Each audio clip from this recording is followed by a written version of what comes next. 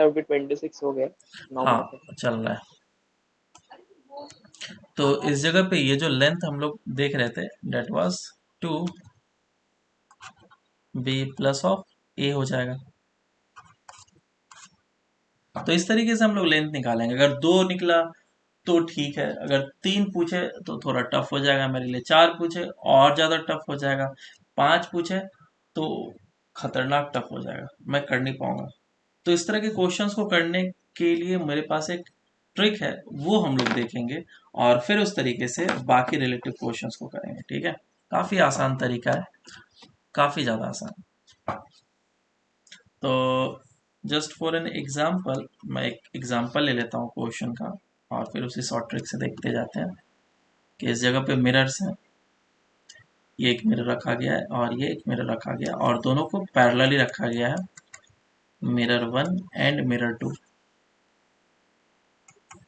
और ऑब्जेक्ट जो है वो इस जगह पे रखा हुआ है, कितने डिस्टेंस पे, ये 2 डिस्टेंस पे रखा गया है और ये 8 के डिस्टेंस पे रखा गया है।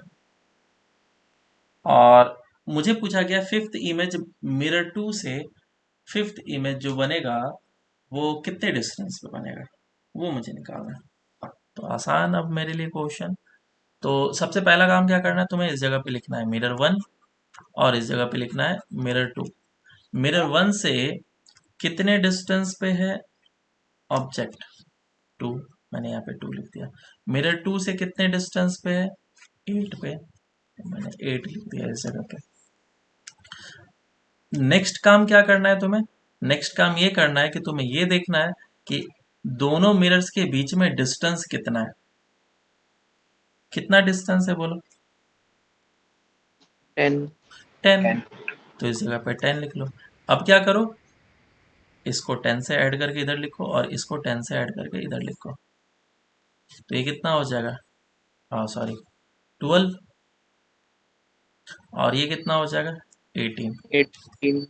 फिर इसको 10 से ऐड करके लिखो और इधर इसको 10 से ऐड करके लिखते जाओ। कितना आ जाएगा ये 22।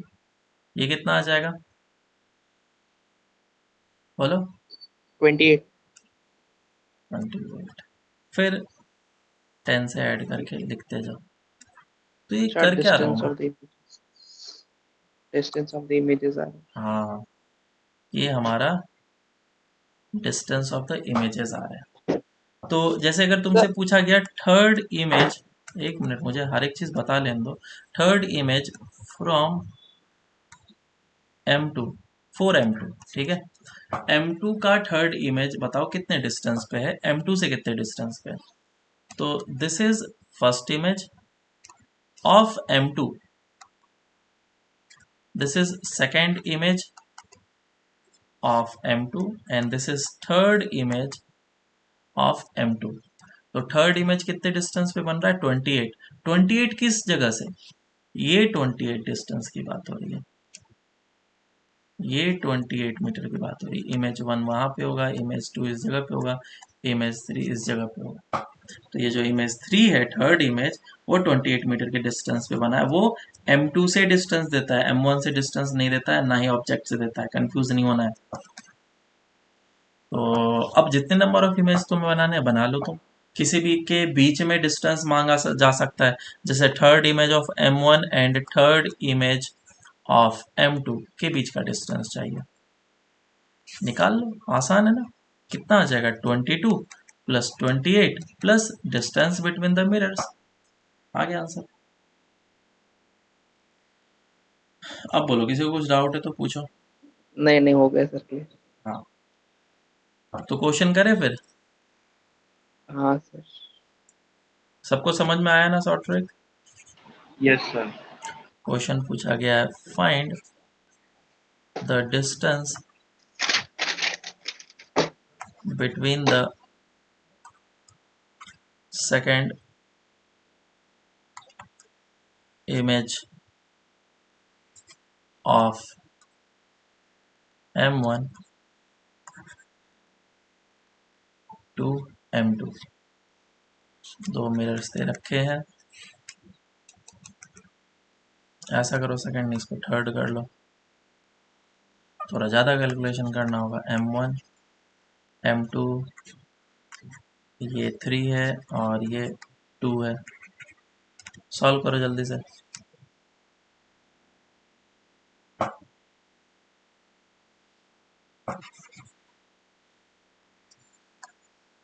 आया क्या आंसर?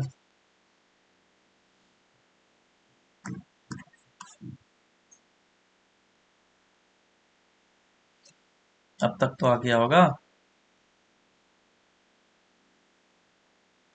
थोड़ा सा कंफ्यूज हो गया एप्लीकेशन। इसमें क्या इजी क्वेश्चन दूंगा मैं तुम्हें? सर 30 आंसर है। चेक करते हैं।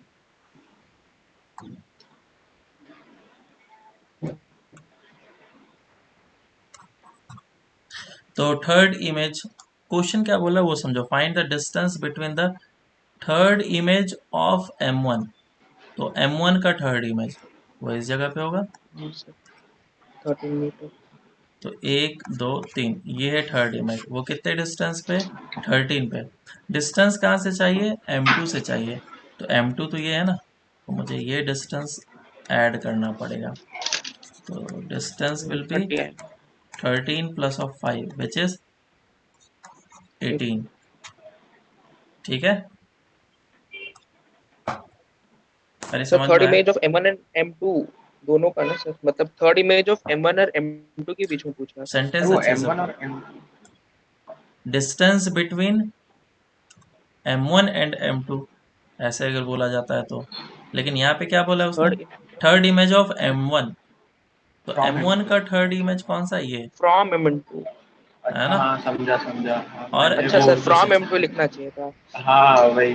अच्छा अरे वो 2 है। अ, हाँ फ्रॉम M2 होना चाहिए था। ठीक है, हाँ वही, मैंने वो दोनों थोड़ा सा। इमेजेस के बीच का डिस्टेंस निकाल दिया इसलिए। चलो कोई नहीं, तुम्हें बात समझ में आ गई, कॉन्सेप्ट समझ में आ गया कि हाँ ये से करना है हमें इस तरह के क्वेश्चन को। तो अब हम लोग क्या करते हैं, मिरर्स को किसी पर्टिकुलर एंगल पे रखते हैं। अभी मिरर्स हमारे कैसे थे? पैरेलल थे। उन दोनों के बीच का एंगल कितना था? 0 डिग्री। तो इफ mirrors are inclined, अगर मिरर्स इंक्लाइंड है एक दूसरे से तो फिर क्या होगा? उसके लिए मैं एक एग्जांपल ले लेता हूँ, फिर इसको हम लोग समझते हैं और फिर उस पर क्वेश्चन करते हैं। मान लो कि हमारे पास दो मिरर्स हैं जो कि परपेंडिकुलर है। पहला केस हम लोग ये कर लेते हैं जिसमें कि ये दोनों मिरर्स परपेंडिकुलर रखे हुए हैं। और अगर परपेंडिकुलर रखे हुए हैं तो मिरर्स के जो साइड्स हैं सर वो कुछ ऐसे रहेंगे। हाँ बोलो। सर अभी रुक, वापस ज्वाइन कर लेते हैं सर, नो प्रॉब्लम। तो इसे मैं मिरर 1 बोल लेता हूँ और इसे मैं मिरर 2 बोल लेता हूँ। मिरर 1 इसे बोलता हूँ, मिरर 2 इसे बोल लेता हूँ। और एक ऑब्जेक्ट रखा गया है, ऑब्जेक्ट को मैं थोड़ा अनसिमेट्रिकल रख लेता हूँ। इस लोकेशन पे रखा गया है। ये हमारा ऑब्जेक्ट है। तो क्या करेगा? इमेज बनाने की कोशिश करेगा। M1 और M2 दोनों इमेज बनाने की कोशिश करेगा। तो मैं इसको इमेज बनाने की कोशिश करता हूँ। पहला चीज कि ये जो लेंथ है, इस लेंथ को मैं A बोल रहा हूँ और इस लेंथ को B बोल रहा हूँ। तो पहला इमेज बनेगा इस ऑब्जेक्ट का मिरर 1 से, और मिरर 1 से जो इमेज बनेगा वो सेम लेंथ पे होगा या सेम डिस्टेंस पे होगा। तो जितना डिस्टेंस इधर है उतना ही डिस्टेंस इस तरफ होगा। या फिर मैं ऐसा बोल सकता हूँ, अब थोड़ा सा समझने का तरीका मैं चेंज करूंगा। या फिर मैं ऐसा बोल सकता हूँ कि ये जो एंगल बना रहा होगा थीटा, ये एंगल जो होगा वो सेम बन होगा। हाँ या ना? Yes sir. है कि नहीं? वो सेम होना चाहिए। क्यों सेम होना चाहिए? रीजन क्या है? सर मतलब वही सिमिलैरिटी ऑफ एंगल्स। है ना। हाँ ये जो डिस्टेंस है, ये जो डिस्टेंस है, ये सेम और ये जो डिस्टेंस है वो सेम है। इमेज के लिए भी ऑब्जेक्ट के लिए भी तो सेम होना चाहिए।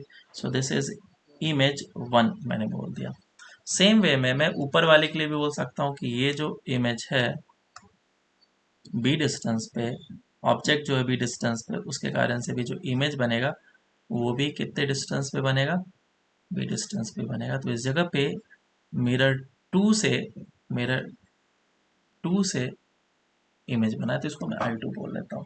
और फिर से वही बात, अगर ये एंगल को मैं अल्फा बोल रहा हूँ तो ये भी एंगल कितना हो जाएगा, अल्फा। ये भी एंगल हो जाएगा अल्फा।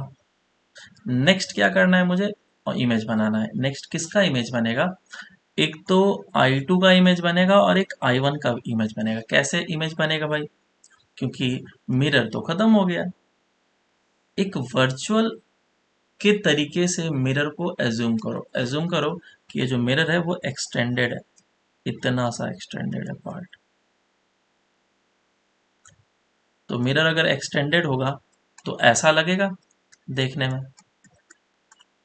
तो इसका मतलब ये जो I2 है वो I2 कितने डिस्टेंस पे है, इतने डिस्टेंस पे।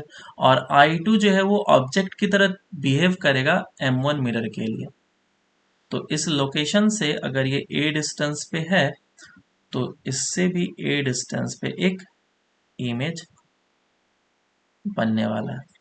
और जो इमेज बनेगा वो इस लोकेशन पे बनेगा। इसे मैं बोल लेता हूँ I2 डैश। सेम वे मैं फिर से बोलूँगा कि यार I1 के लिए अगर मैं देखूंगा, I1 जो इमेज बना है उसके लिए ये मिरर अगर हमारा एक्सटेंड हो गया तो इसके लिए भी तो इमेज बनेगा। बोला हाँ, बिल्कुल इमेज बनना चाहिए। तो इमेज ऐसा बनेगा कि डिस्टेंस सेम होना चाहिए या फिर एंगल सेम होने चाहिए। तो ये जो डिस्टेंस b है और ये जो डिस्टेंस है वो भी b होगा, और ये जो इमेज बनेगा वो होगा I1 डैश और ये पॉइंट इस जगह पे। तो ये दोनों पॉइंट कॉन्साइड करेगा या नहीं करेगा ये हमें सोचना है। यहाँ पे क्लियर कट दिख रहा होगा तुम्हें, क्या ये दोनों पॉइंट कैसे करेंगे, कॉन्साइड करेंगे। तो ये दोनों अलग अलग इंडिविजुअल इमेज नहीं है बल्कि सिंगल इमेज है। तो मैं इधर लिख लेता हूँ, since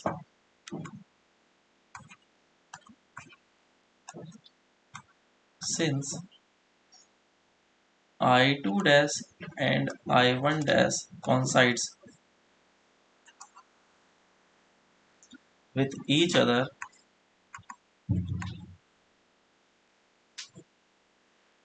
so it will be treated as a single image.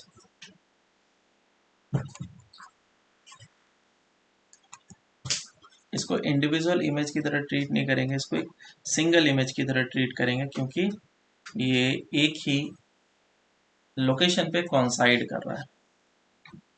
तो पहला चीज मैंने ये बता दिया कि हाँ ये जो एंगल्स हैं वो सेम होने वाले हैं।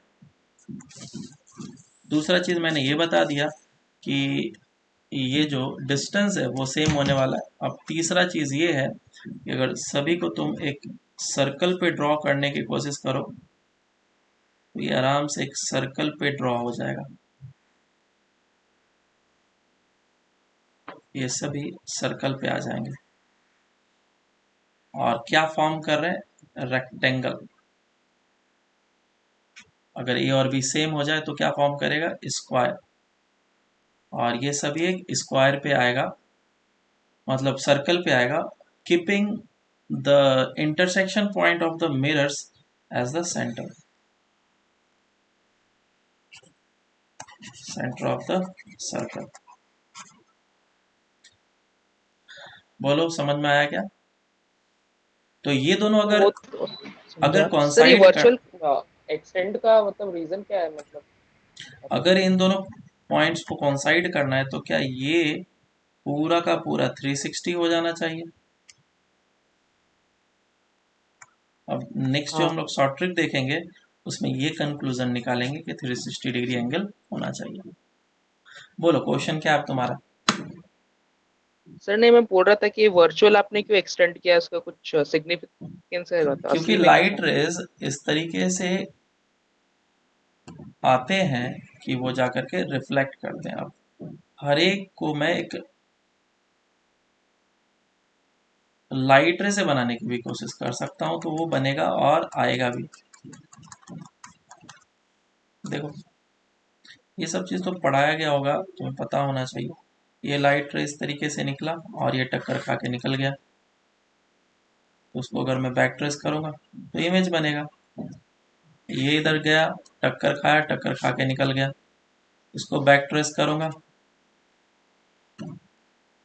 तो इमेज बनेगा। ये I1 है और ये I2 है। अब मुझे बनाना है इस जगह वाला, ये I2 डैश जो भी है, I1 डैश जो भी है, उसे बनाना है। उसे कैसे बनाऊँ? तो उसके लिए एक और लाइट रे निकालना होगा। लाइट रे कैसा होगा? क्योंकि इसका 2 बार इमेज बना है, इसका इमेज इधर बना, इसका फिर इधर बना, तो रिफ्लेक्शन भी 2 बार होना चाहिए। एक रिफ्लेक्शन से ये इमेज बनेगा, देखना अच्छे से।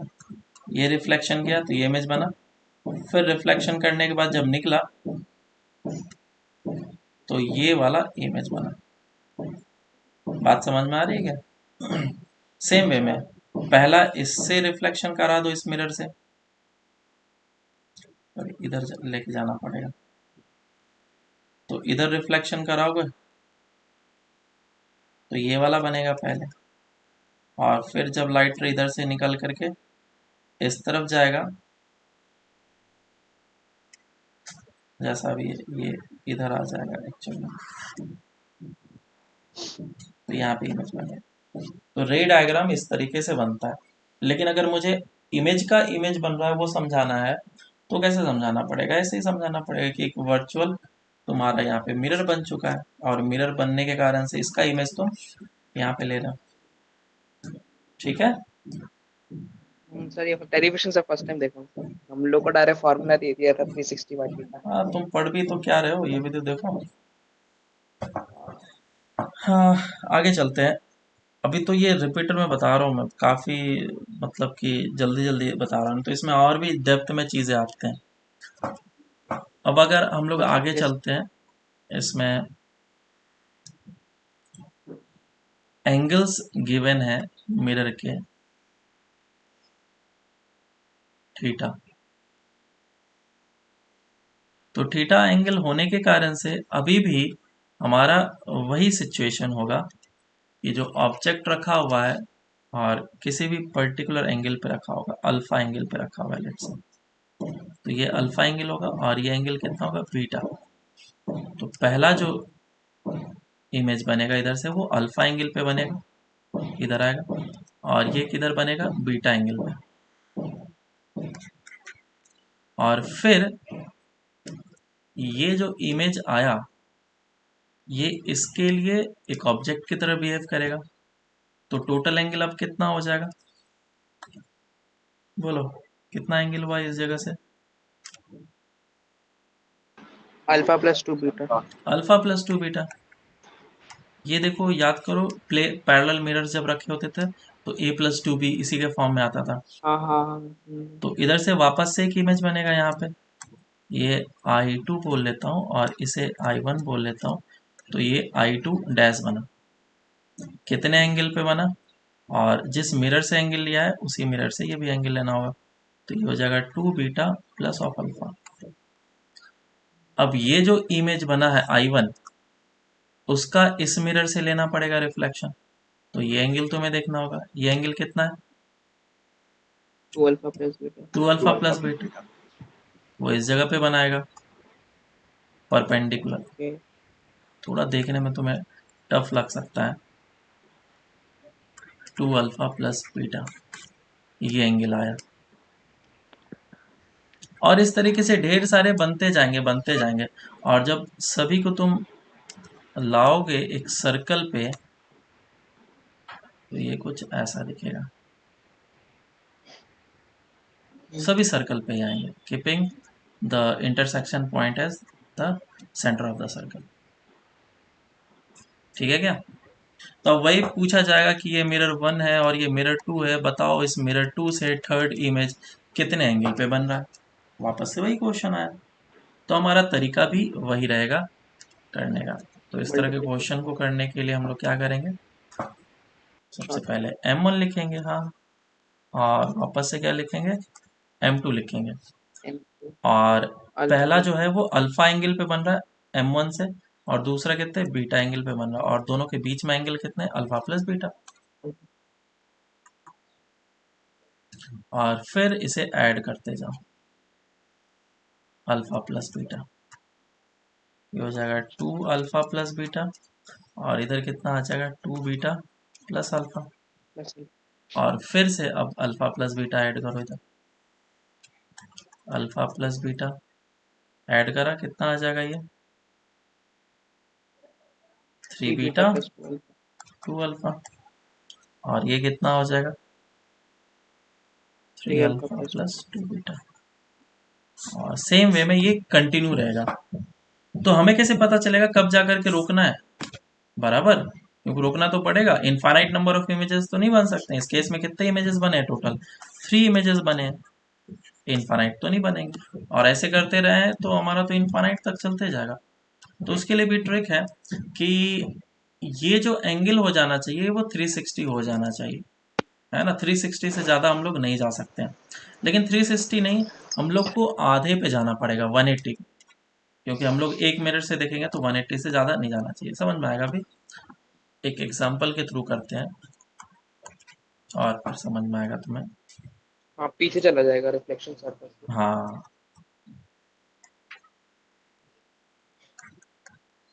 लोकस पूछ लिया तो लेट्स से कि ये एक ऑब्जेक्ट है जो कि रखा गया है 10 डिग्री पे और ये 20 डिग्री पे है। This is mirror 1 and this is mirror 2। पहला चीज number of images find out करना है, नंबर ऑफ इमेजेस। दूसरा चीज ये फाइंड आउट करना है कि थर्ड इमेज ऑफ M2 कितना एंगल बनाएगा M2 से, ठीक है। Angle form by the third image of mirror 2 with mirror 2 कितना है। इस क्वेश्चन को करने के लिए पहले मिरर 1 देना होगा और मिरर 2 देना होगा। सॉल्यूशन देखते हैं इसका, मिरर 1 एंड मिरर 2। तो मिरर 1 से कितने एंगल पे है 10 पे, मिरर 2 से कितने पे 20 पे, इसको ऐड कर लो, इन दोनों के बीच का एंगल 30 है, ये हो जाएगा 50, और ये कितना हो जाएगा 40। फिर से 30 ऐड करो, ये हो जाएगा 80, और ये कितना हो जाएगा 70। फिर से ऐड करो 30, और इस तरीके से ऐड करते जाएंगे। कब तक ऐड करेंगे अभी देखो, 180 जब तक ना है सर। हाँ, और फिर 30 ऐड करो 130 डिग्री, और 140 डिग्री, और फिर 30 ऐड करो आगे 160, और ये 6 आएंगे टोटल। 4 3 7 170 डिग्री। और वापस से अगर मैं 30 डिग्री ऐड करूं तो ये 180 से ज़्यादा हो जा रहा है, greater than 180 degree, greater than 180 degree, तो ये बेकार हो गया।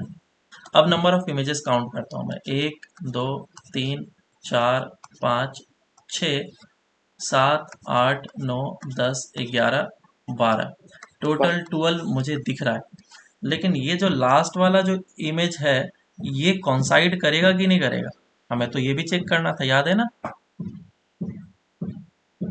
याद है क्या, जब हाँ, हम थोड़ा लोग बाजू बाजू का था। परपेंडिकुलर जब रखे थे तो इसका इमेज यहाँ पे बना था और इसका इमेज यहाँ पे बना था, और मैंने बोला था दोनों कॉन्साइड करेगा।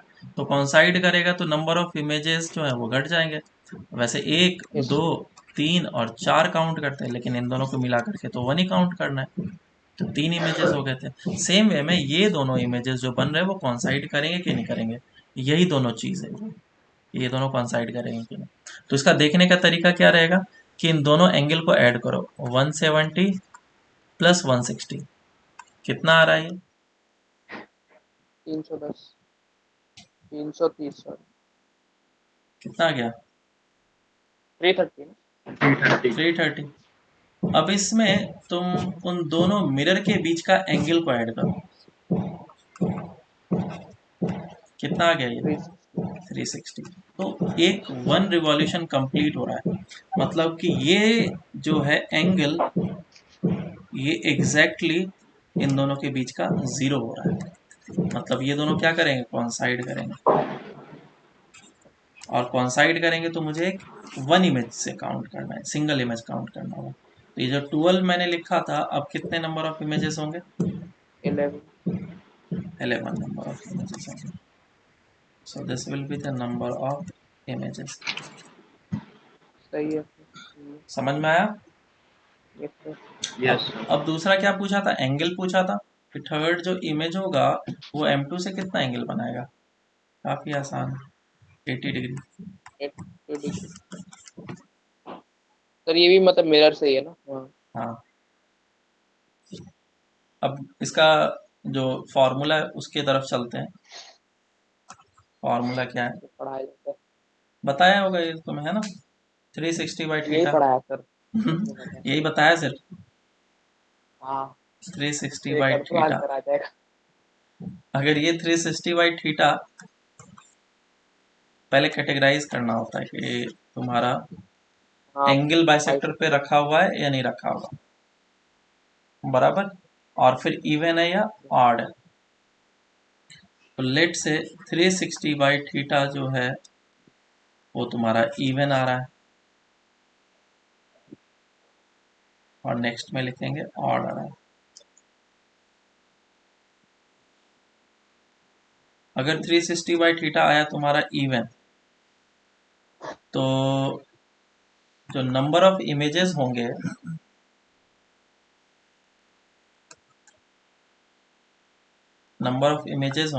That will be 360 by theta -1। और अगर ऑड आया तो ऑड में दो पार्ट है, ये एंगल बाइसेक्टर पे रखा हुआ है या नहीं रखा हुआ है। If it is placed at the angle bisector object,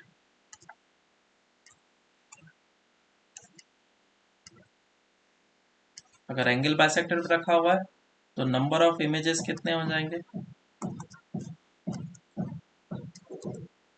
360 by theta -1, ठीक है। और अगर ऑड है और ऑब्जेक्ट को प्लेस नहीं किया गया, not placed at angle bisector, तो पता ही है नंबर ऑफ इमेजेस इस बार जो बनेंगे that will be 360 by theta. लेकिन इसमें एक कंडीशन है, ये फॉर्मूला हम तभी लगा सकते हैं जब 360 बाय थीटा हमारा इंटीजर आता है। जैसे 3 आया, 4 आया, 5 आया, 6 आया तो ही लगा सकते हैं। अगर 4.5 आ गया तो तब नहीं लगा पाएंगे, तब ये राउंड अप। फॉर्मूला हमारा वर्क नहीं करेगा। तब क्या करेंगे उस केस में? उस केस में हमारा यही काम आएगा, इसी तरीके से आंसर निकालना, ठीक है। तो बोला था राउंड अप करना। चलो आगे चलते हैं हम लोग। Yes sir. तो ये मिरर्स के ट्रिक्स वगैरह हो गए। चलो एक क्वेश्चन कर लेते हैं एरोडो का।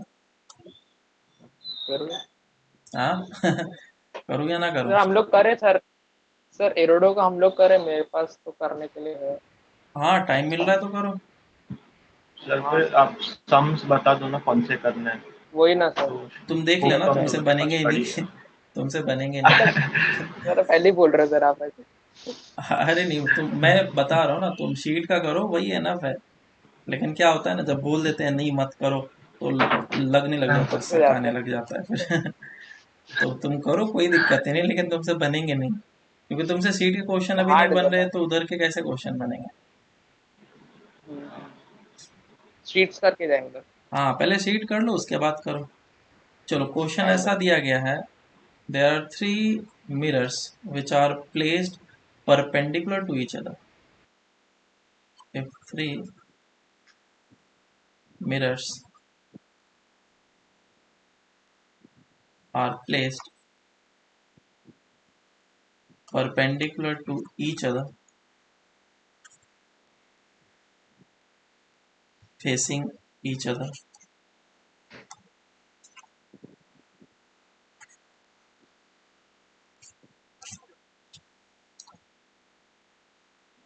then find the number of images formed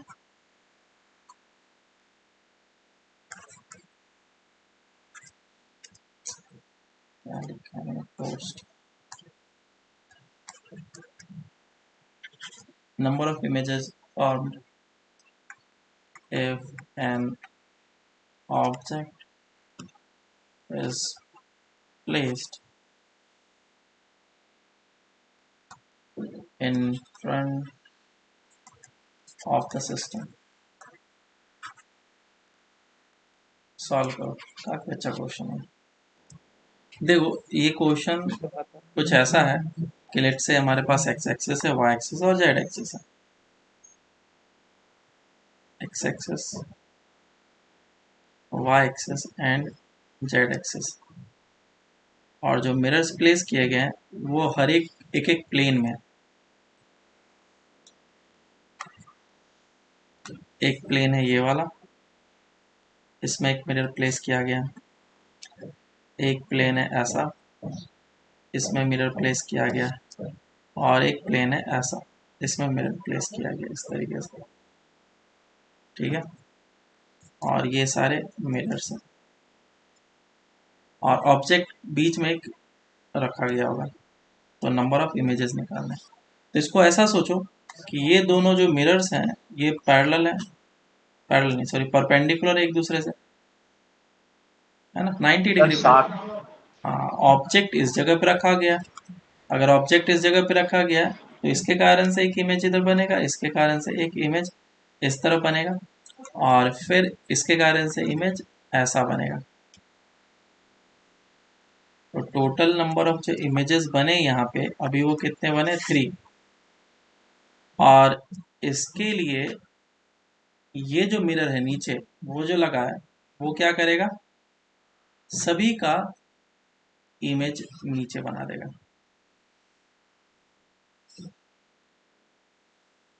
ठीक है। सभी का इमेज नीचे बना है। तो ये क्या ये बन तो गया, ये हमारा क्यूबाइड या फिर क्यूब बन गया, है ना। अगर सिमेट्रिकल होगा तो क्यूब बनेगा और नॉन सिमेट्रिकल लोकेशंस पे रखे होंगे तो क्यूबाइड बनेगा। तो टोटल एजेस कितने हो गए इसके, 8। 8 में से एक जो है वो ऑब्जेक्ट है, दिस वन इज ऑब्जेक्ट। तो नंबर ऑफ इमेजेस कितने हो गए, 7। समझ में आया क्या। तो एजेस वाला समझा नहीं, मतलब अपने एजेस ये 4 बन गए, 3 के 3 6 हो गए, वो समझा सर। पहले क्योंकि पहले 2 परपेंडिकुलर से 3 बनेंगे और वो 3 दूसरे के लिए इमेज जैसा काम टोटल करेंगे, तो 4 ये बोल होंगे ना, रहे हैं। 1 2 3 4, टोटल 4 के इमेज बनेंगे ना। अच्छा अच्छा अच्छा, समझा। मतलब ऑब्जेक्ट का भी तो इमेज इमेज प्लस बनेगा, ऑब्जेक्ट। अच्छा हाँ हाँ हाँ, 8। है ना। और -1 क्यों हुआ सर? एक ऑब्जेक्ट है ना उसमें से, एक तो माइनस करना होगा, ठीक है। Yes sir. चलो आगे समझा चलते समझा। हैं। स्फेरिकल मिरर्स,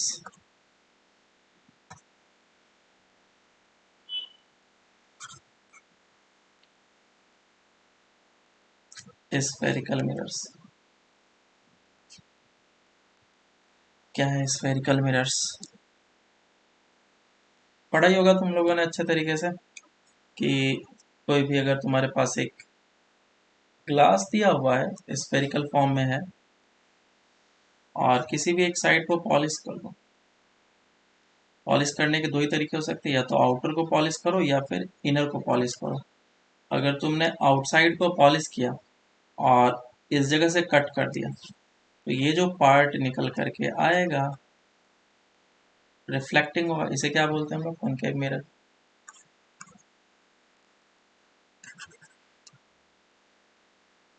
और अगर तुमने इनसाइड को पॉलिश किया है तो रिफ्लेक्टिंग सरफेस जो होगा बाहर वाला होगा, तो इसे क्या बोलेंगे हम लोग? Convex mirror. फॉर्मूलेस में बता देता हूँ, रे डायग्राम वगैरह तुम्हें पता ही है ना। इसमें क्या होता है? सेंटर ऑफ कर्वेचर, ये सेंटर ऑफ कर्वेचर। पोल किसे बोलेंगे? इसे पोल बोलते हैं। Principal axis, this one is principal axis. और क्या है? अपर्चर। अपर्चर जो रिफ्लेक्टिंग एरिया है उसको हम लोग अपर्चर बोलते हैं। इसे समझ में रखना, याद में रखना।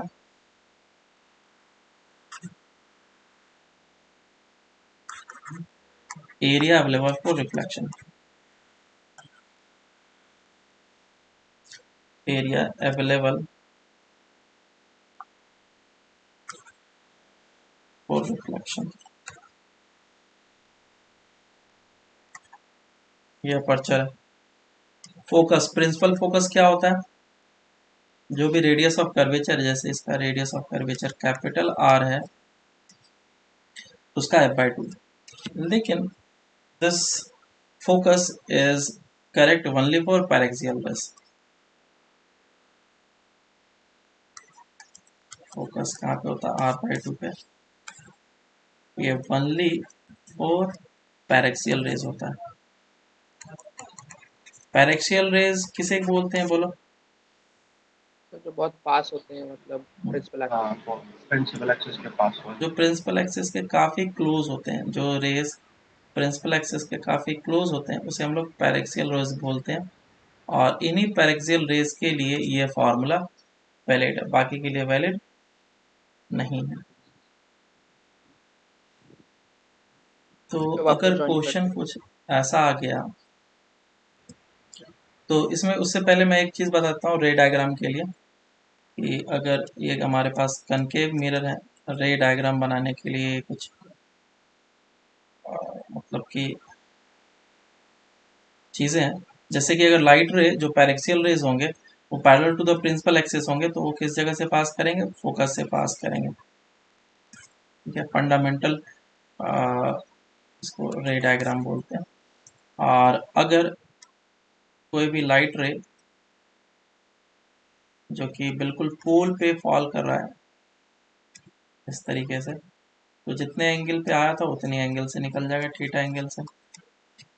और तीसरा है, अगर कोई भी लाइट रे सेंटर ऑफ कर्वेचर से पास किया तो वो रिफ्लेक्ट कर जाएगा, बैक्ट्रेस कर लेगा बेसिकली खुद को। And last one, fourth is, अगर कोई भी लाइट रे फोकस से पास होता है, फोकस से पास होता है तो वो क्या हो जाएगा? Parallel to the principal axis निकल जाएगा, parallel to the principal axis चला जाएगा ऐसे। ठीक है, ये बेसिक रे डायग्राम्स है। ये कॉनकेव के लिए, कॉन्वेक्स के लिए भी हम लोग ऐसा सोच सकते हैं। तो क्वेश्चन ऐसा है कि ये एक कनकेव मिरर है और this is principal axis,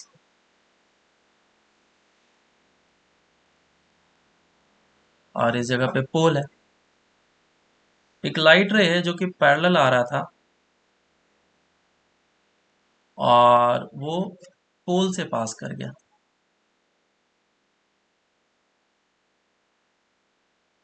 principal axis के पैरेलल आ रहा था और वो पोल से पास कर गया। और इस जगह पे है सेंटर ऑफ कर्वेचर। तो तुम्हें ये एंगल बताना है कि कितना होगा। Find theta such that reflected ray passes through the pole। Solve करो इसको। अगर मैं इसको सॉल्व करने का कोशिश करूं तो देखो,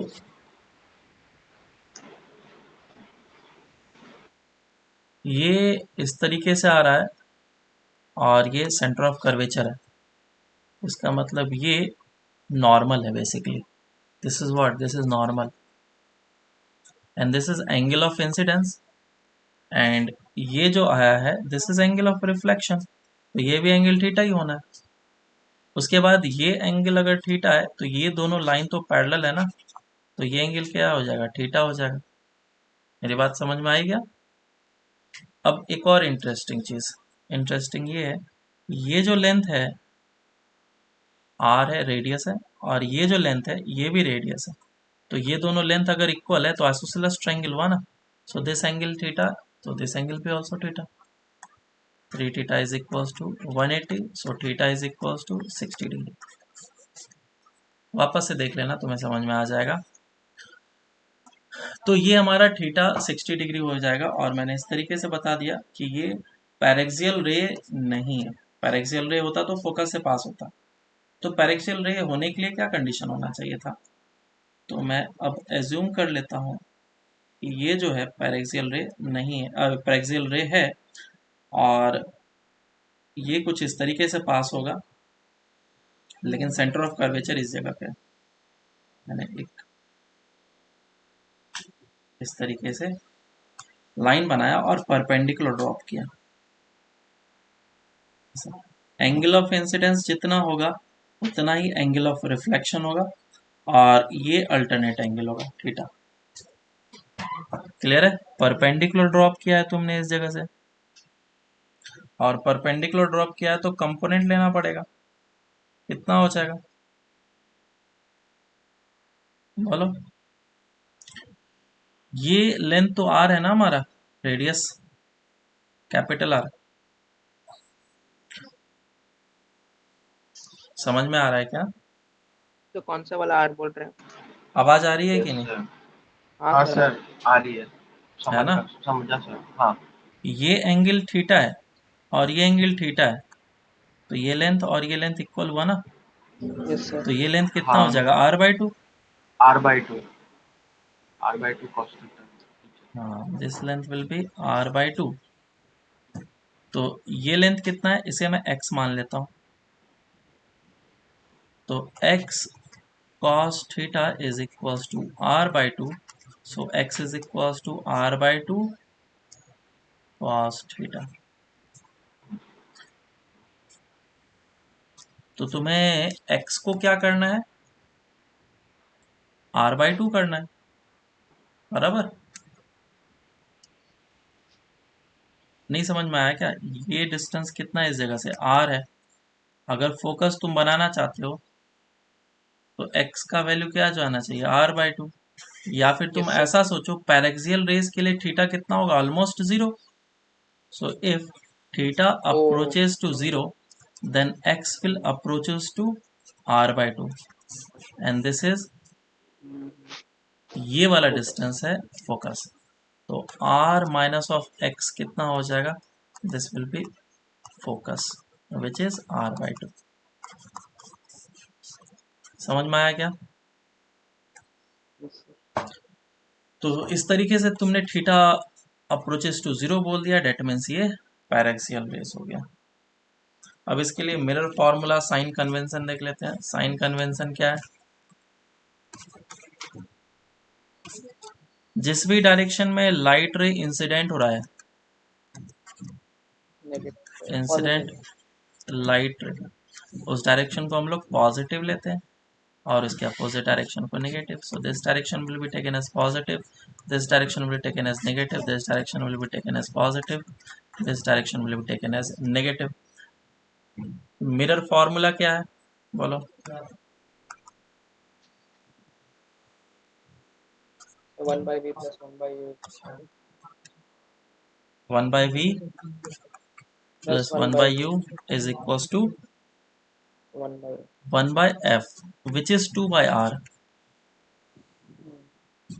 और ये हम लोग एज्यूम करके चल रहे हैं कि हमारे पैरेक्सियल रेज है। पैरेक्सियल रेज के लिए हम लोग सिर्फ ये फॉर्मूला अप्लाई कर सकते हैं, डेरिवेशन ही हमारा कुछ ऐसा होता है। और तुम लोग तो रिपीटर हो, डेरिवेशन मैं कराऊंगा नहीं, तुम चाहो तो 12th के रेगुलर लेक्चर में देख लेना, उसमें तुम्हें मिल जाएंगे डेरिवेशन। मैग्निफिकेशंस के फॉर्मूले होते हैं इसमें। मैग्निफिकेशन का फॉर्मूला क्या होता है? m is equals to minus v/u which is height of image upon height of object। ये मैग्निफिकेशन का फॉर्मूला हो गया। दो तरह के मैग्निफिकेशन होते हैं, एक लैटरल मैग्निफिकेशन होता है और एक लॉन्गिट्यूडनल। तो ये जो मैग्निफिकेशन, दिस इज लैटरल।